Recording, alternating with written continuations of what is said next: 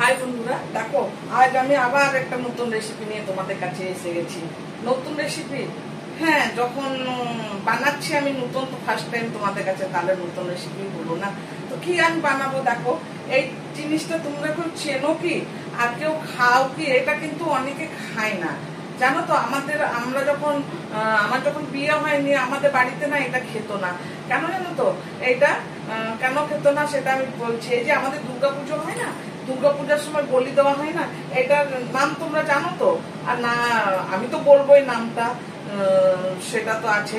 দেখো, এটাকে অনেকে ছাঁচি কুমড়ো বলে, অনেকে চাল কুমড়ো বলে। তো আমাদের দিকে বেশিরভাগ চাল কুমড়ো বলে, ছাঁচি কুমড়ো বলে। তো এটা খেতে চায় না কেন? ওই যে মা দুর্গার বলি হয় না, তার জন্য অনেকে খায় না। আমাদের বাড়িতে না বানাতো না। তো আমি যখন এখানে এসেছি, এখানে বম্বে তো সবাই সাম্বারে ব্যবহার করে, তরকারি বানায়, বড়ি দিয়ে হয়, ছোলা দিয়ে হয়। এখন আমি বানাতে পারি, এখন আমি বানাই। এখানে এরা সবাই ভালোবাসে, খায়, তো বানাই আমি। তো আমি ভাবলাম এটা যখন আজ বানাবো, তো তোমাদের সাথে কেন শেয়ার করে নিই। এই যে এটা আছে না, এটা বানানোর জন্য আজকে আমি চিংড়ি মাছ দিয়ে বানাবো। তো তার জন্য আমি সবকিছু রেডি করে নিয়েছি। দেখো, খালি আমি কাটিনি, তোমাদের দেখাবো বলে। এই যে দেখো, আমার চিংড়ি মাছ নুন হলুদ মাখানো আছে। আর এই যে দেখো, এই মশলা করে রেখেছি আমি। এই যে এখানে আছে কুচনো লঙ্কা, ধনেপাতা, আদা, আর একটু পেঁয়াজ, একটু রসুন। আমি এটা একটু পেঁয়াজ রসুন দিয়ে করবো। কেন বলো তো? এটার না একটা গন্ধ আছে, হ্যাঁ, আর একটু টকটক ভাব আছে। এটা একটু টকটক হয়, তো তার জন্য সেটা চলে যাবে বলে আমি ওইটাকে পেঁয়াজ দেবো। পেঁয়াজ দিয়ে দিলে আর গন্ধটা থাকবে না। আমি যখন নিরামিষ ভাবে বানাই তখন কিন্তু পেঁয়াজ দিই না। আর আমি যেহেতু মাছ দিচ্ছি, তাই ভাবছি পেঁয়াজ দেবো। আর এটার মধ্যে আমি টমেটো দেবো না, কেননা ওই যে পেঁয়াজটা দেবো, ওইটাতে ওর টক ভাবটা কেটে যাবে। চলো এবারে কেটে নিই। আবার এই যে তোমাদের সাথে আরেকটা কথা আমি শেয়ার করি। এই যে চাল কুমড়ো কাটার একটা আমাদের গ্রাম সাইডে একটা রীতি আছে, কি বলতো? এইভাবে বলে, মা দুর্গার যখন বলি হয় তখন এইভাবে কাটে না, এইভাবে কাটে।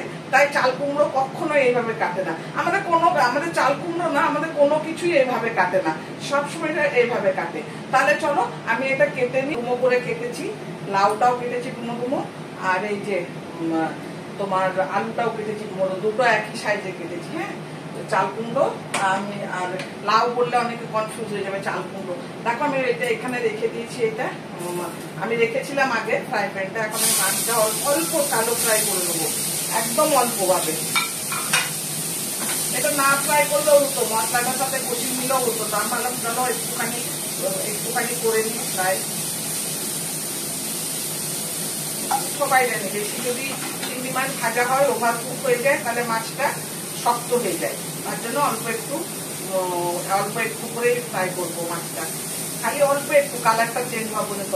আর এই যে দেখো, আমি সবজিটা কেটেছি, কেমন হয়েছে কাটা অবশ্যই তোমরা বলবে, ভালো লাগলো কিনা। আর আমি একদম কম তেলে রান্না করবো। এটা একদম কম তেল, মানে একদম কম তেলে রান্না করবো, কেননা এটা বেশি তেল লাগবে না। তোমার চাল কুমড়োয় তো বেশি তেল লাগবে না। এই যে দেখো, আমার মাছটা ভাজা হয়ে গেছে, আমি এখন নামিয়ে নিচ্ছি।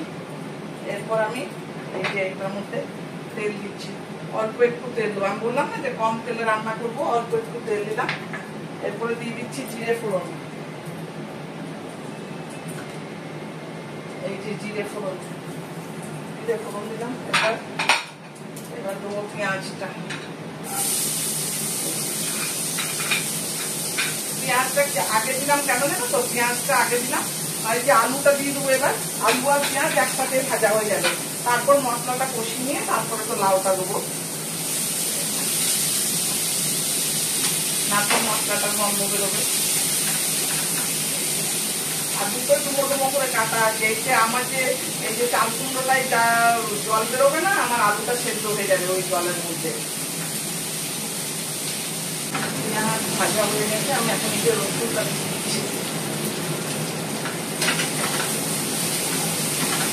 দেখো, এটা আমি যখনই গরমের মধ্যে দেবো তখনই জল ছাড়তে আরম্ভ হবে। তাই আমি মশলাটা আগে ভেজে নিচ্ছি। মশলাটা না তো মশলার গন্ধ বেরোতে পারে। দুধের জল মশলাটা বসানো হয়ে গেছে। এখন আমি এটার মধ্যে দিচ্ছি এই যে লঙ্কার গুঁড়ো, হলুদের গুঁড়ো, জিরে গুঁড়ো আর ধনে গুঁড়ো। কেননা আমার সবকিছু অল্প, তাই মশলাও অল্প অল্প দিচ্ছি। এই যে এই যে আদাটা রেখেছি, আদাটা দিয়ে দিলাম, আর তো মশলাটা পুড়ে যাবে। এই যে লঙ্কা কুচিয়ে রেখেছি, কোচানো লঙ্কা, লঙ্কাটা দিয়ে দিলাম।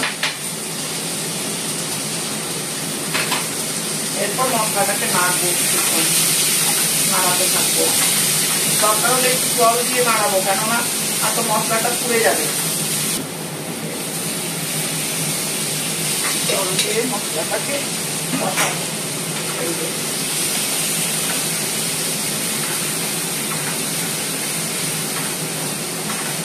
দেখো এখানে তেল বেরোবে, এই বেরোবে, সেসব তো কিছু না।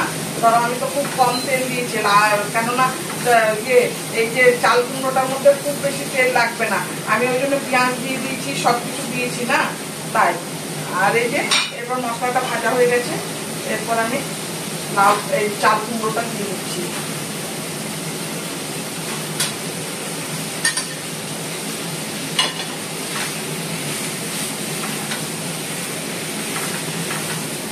এরপর আমি নুন দিয়ে দেবো, এই যে মশলাটার সাথে এটা একটু কষিয়ে নিই, তারপরে একটু নুন দিয়ে দেবো।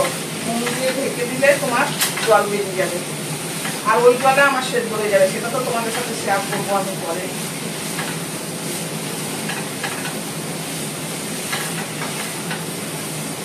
এরপর আমি নুন দেবো, নুন দিয়ে ঢেকে দেবো।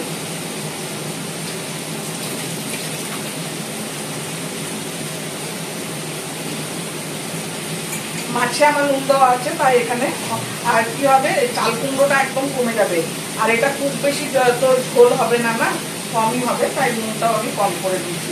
না তো নুনটা আমি পরে দেখে নেবো। আরেকটা জিনিস, আমি এখানে টমেটো দিচ্ছি না, টমেটো দিলেও একটু নুন লাগে, আমি এখানে টমেটো দেবো না। বললাম না চাল কুমড়োটা একটু টক টক হয়, তার জন্যে এখানে আমি টমেটো ইউজ করছি না।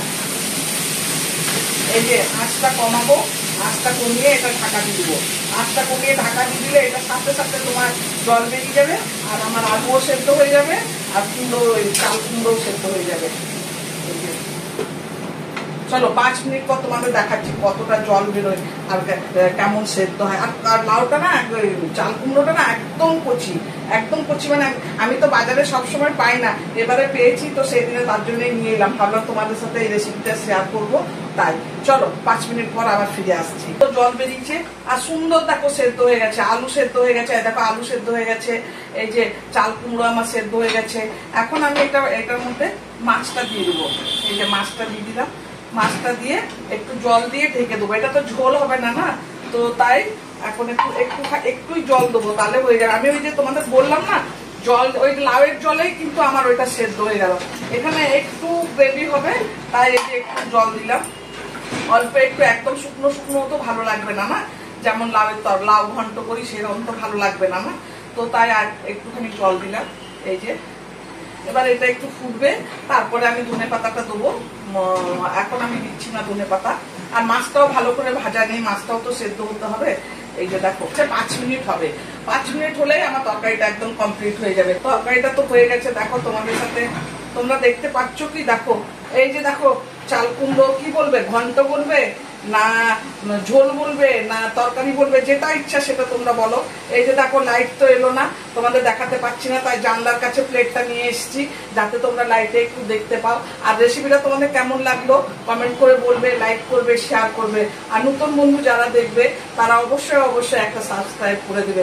এমনি নতুন কোনো রেসিপির সাথে আমি আবার আসবো আর তোমাদের সাথে শেয়ার করবো।